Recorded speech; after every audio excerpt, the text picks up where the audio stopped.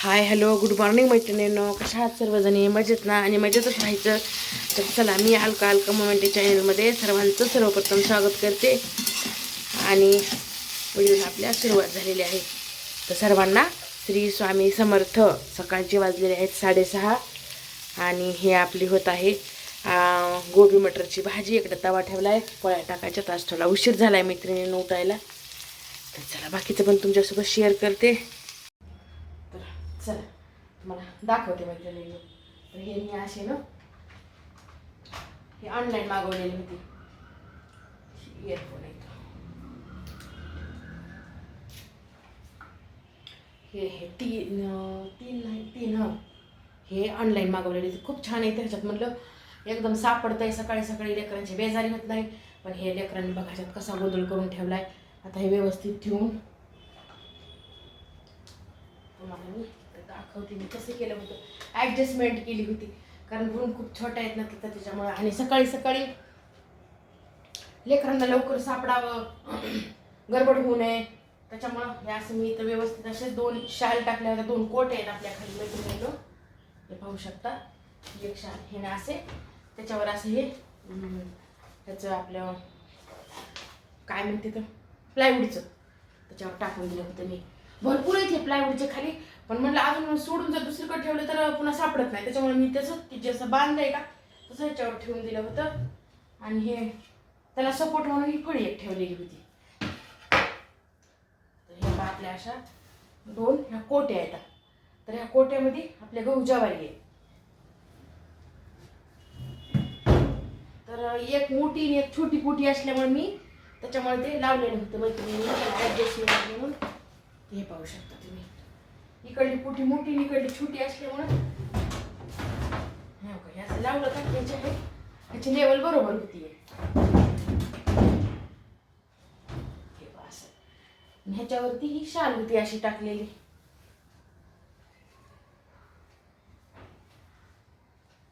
म्हणजे ओळखू येत नाही. हे असं का त्यांनी दळण त्याच्यातलं काढलं, तसंच ठेवून दिलं होतं. ते कालपासून आवरण ते काय आवरण झालं नाही मला. तर म्हणलं आता आज कोणी घरी नाही, सगळे नसले की काम सुधारतंय. तर हे असं लावून घ्यायचं आपल्या कपाटाच्या बाजूला. हे कपाट त्याच्या बाजूला हे असं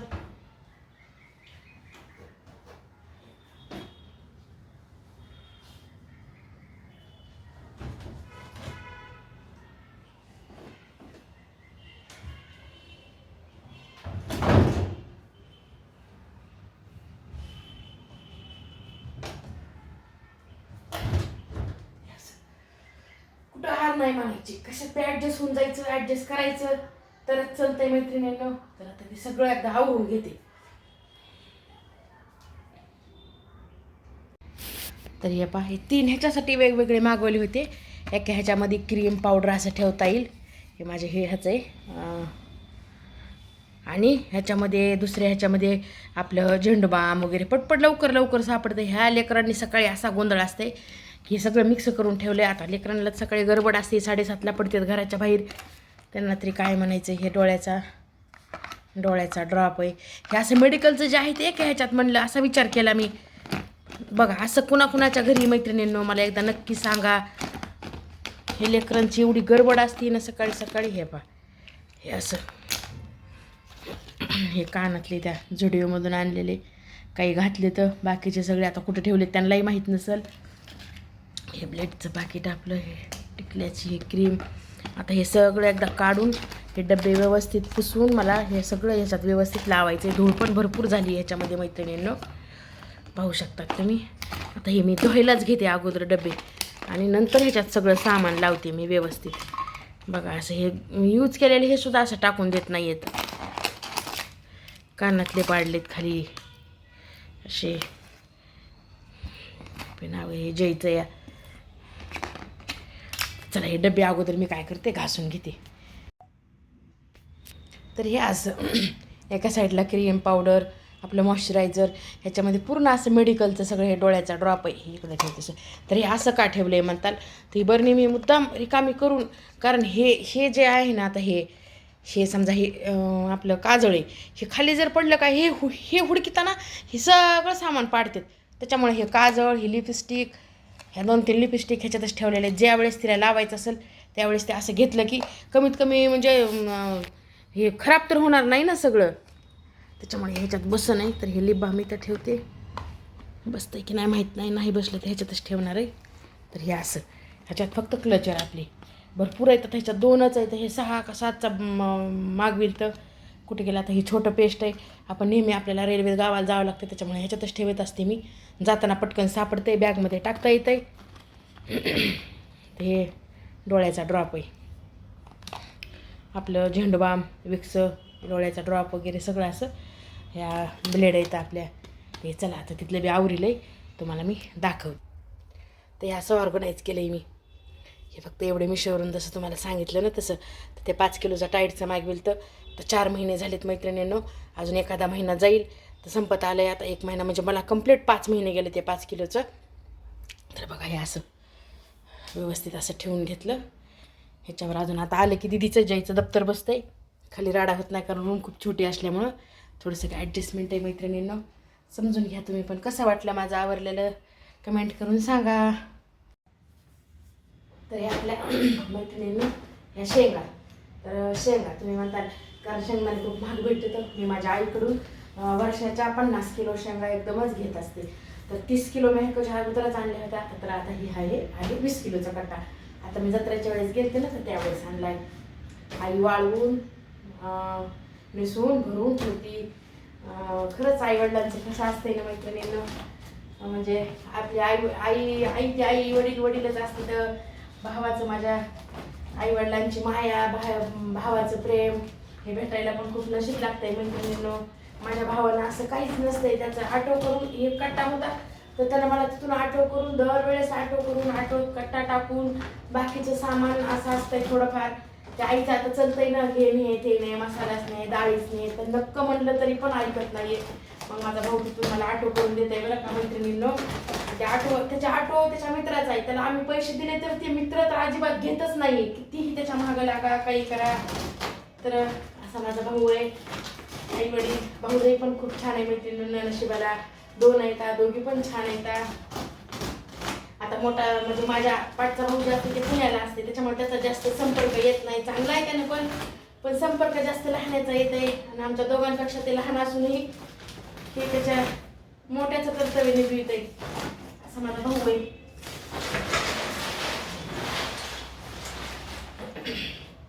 हे आपल्या शेंगा. चला कशा मोठ्या मोठ्या शेंगा आहेत, खूप छान असतात. आणि खेड्यातलं कसं आहे ना मैत्रिणींनो थोडंसं वेगळं असते. आता तिथं जर म्हणलं मुलीला द्यायचंय म्हणलं तर एक 3 ते 4 किलो शेंगा जास्तच असतात. तुम्ही तुमच्या ताईला द्यायला तर राहू द्या माझ्या लेकीला द्यायला. तसं खेड्यातले थोडंसं वेगळं असतंय जरा.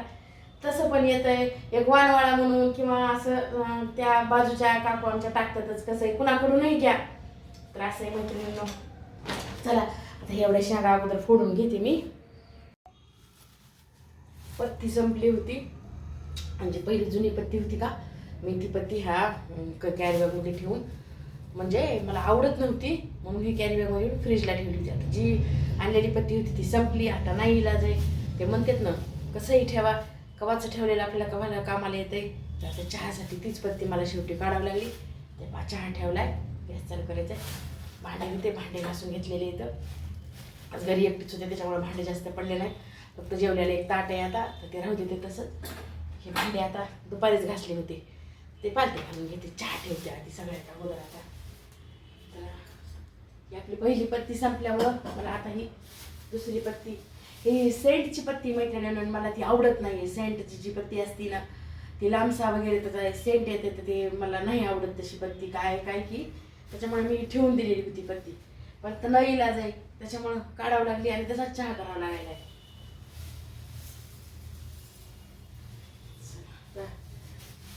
बघू थोडे दिवस 1 तारखेपर्यंत चालवावं लागेल कशी तरी. महिना एंडिंग म्हणले तुम्हाला तर माहीतच असते आपलं.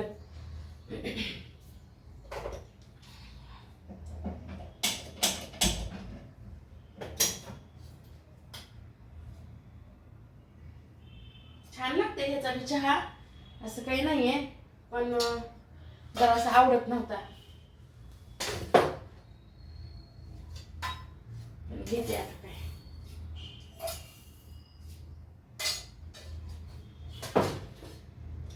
तुम्ही म्हणता हे एवढं लायटर कसं आणि एवढं खराब कसं, तर ते काही नाही मैत्रिणींनो. ज्यावेळेस मी तुम्हाला म्हणलेलं आहे ना मेसचे डबे करत होते त्यावेळेस हे लायटर आहे.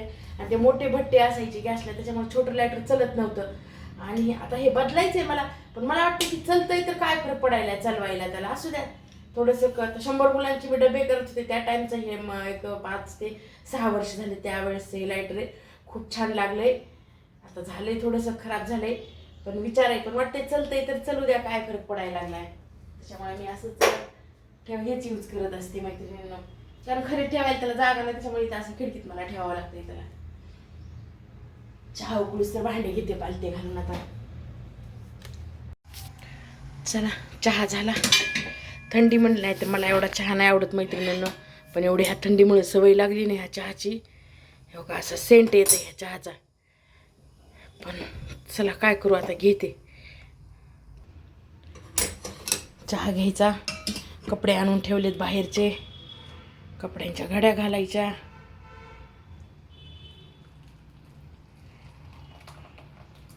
आणि काल तुम्हाला जसं म्हणलं ना मिस्टरांनी दळण आणलं होतं, दळण तर आणलंच, चांगली गोष्ट आहे ती.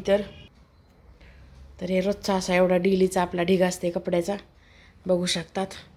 आता वाजलेत हे 5 आणि हे आपले कपडे एवढे घडी घालायचे, बाथरूमला ठेवायचे व्यवस्थित सगळे. आणि दळण आणले जे म्हणलं का ते इथं मी अशा कोट्या 2 कोट्या येतात खाली, आणि त्याच्यावर अशी फळी ठेवून व्यवस्थित ते ठेवायला केलं होतं. कारण आपलं घर खूप छोटं आहे मैत्रिणीनं.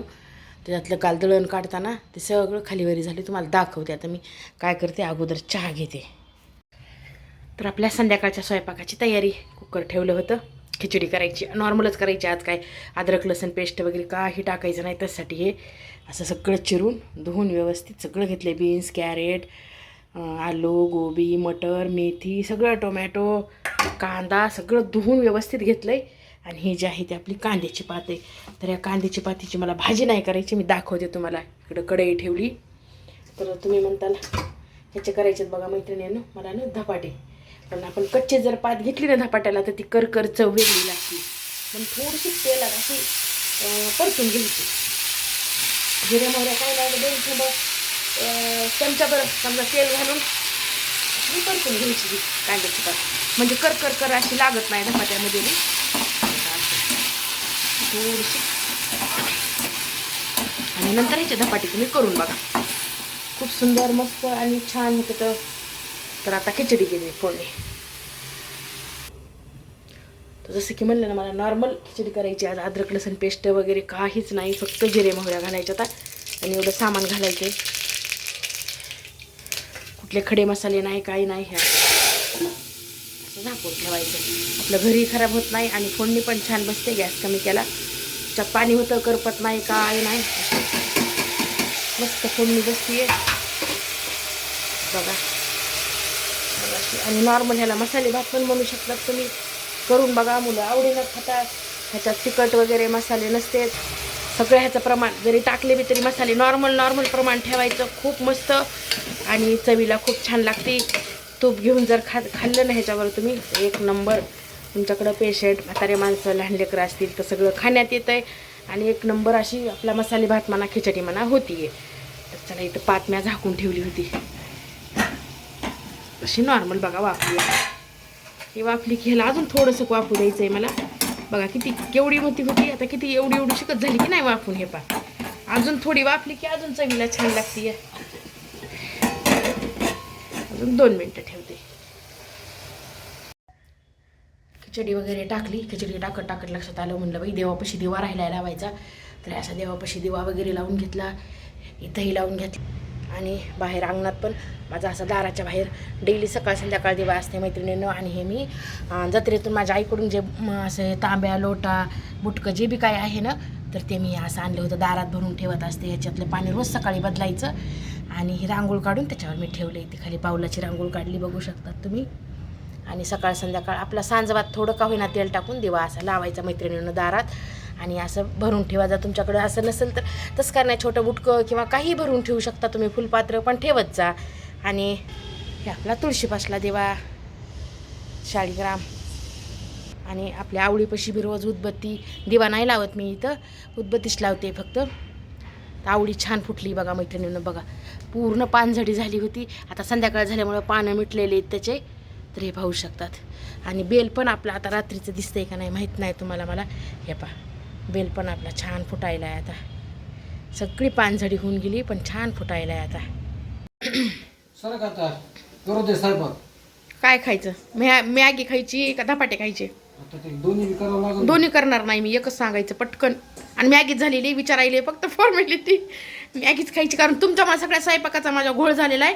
आता खिचडी तर केली, बरं झालं अर्धवट करून गेलते खाली. तर चला, ते दिवशी केलेली कालच्या व्हिडिओमधली मॅगी ज्याच्या पप्पाला खायला भेटले नाही त्याच्यामुळे त्यांना आज खायची. त्यांनी मुद्दा मांडली. माझ्या धपाट्याच्या सगळा पचका झालेला आहे. आता हे धपाट्याची कांद्याची पात आहे ती ह्या मॅगीमध्ये टाकणार. मी वेस्ट करीत नसते. तर हे लसण टाकून घेते आधी. लसण टाकलं त्याच्या पात आपल्या ऑलरेडी मी ह्याच्यामध्ये फ्राय करून घेतलेलीच आहे धपाट्यासाठी. तर जास्तीची काय फ्राय करायची गरज नाही आहे, ऑलरेडी सगळी फ्राय झालेली आहे.